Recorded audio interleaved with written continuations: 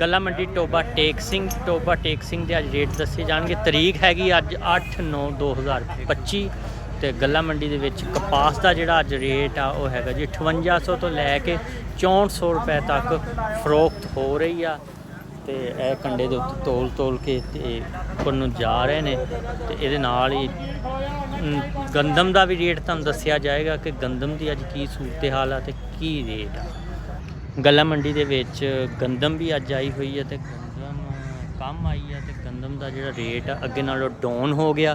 ਅੱਗੇ ਤਰ੍ਹਾਂ ਰੇਟ ਤੇਜ਼ ਨਹੀਂ ਹੈਗਾ, ਜਿਹੜਾ ਵੀ ਰੇਟ ਹੈਗਾ ਤੇ ਤਰਪਾਲਾਂ ਪਾਈਆਂ ਹੋਈਆਂ ਸਮਾਨ ਦੇ ਉੱਤੇ ਕਿ ਬਾਰਿਸ਼ ਵਗੈਰਾ ਨਾ ਆ ਜਾਏ। ਤੇ ਗੰਦਮ ਦਾ ਰੇਟ ਵੀ ਤੁਹਾਨੂੰ ਅੱਜ ਦੱਸ ਦਈਏ 2850 ਰੁਪਏ ਅੱਜ ਫਰੋਖਤ ਹੋ ਰਹੀ ਗੱਲਾ ਮੰਡੀ ਦੇ ਵਿੱਚ। ਜਿਹੜਾ ਅੱਜ ਗੰਦਮ ਦਾ ਰੇਟ ਆ, ਮੈਂ ਕਿਹਾ ਜੀ ਗੰਦਮ ਦਾ ਰੇਟ ਵੀ ਤੁਹਾਨੂੰ ਦੱਸ ਦਈਏ। ਇਹ ਆ ਜੀ ਅੱਜ ਦੇ ਰੇਟ ਗੱਲਾ ਮੰਡੀ ਟੋਬਾ ਟੇਕ ਸਿੰਘ ਦੇ ਜਿਹੜੇ ਰੇਟ ਸੀ ਉਹ ਦੱਸ ਦਿੱਤੇ ਗਏ ਨੇ ਹਮੇਸ਼ਾ ਦੀ ਤਰ੍ਹਾਂ।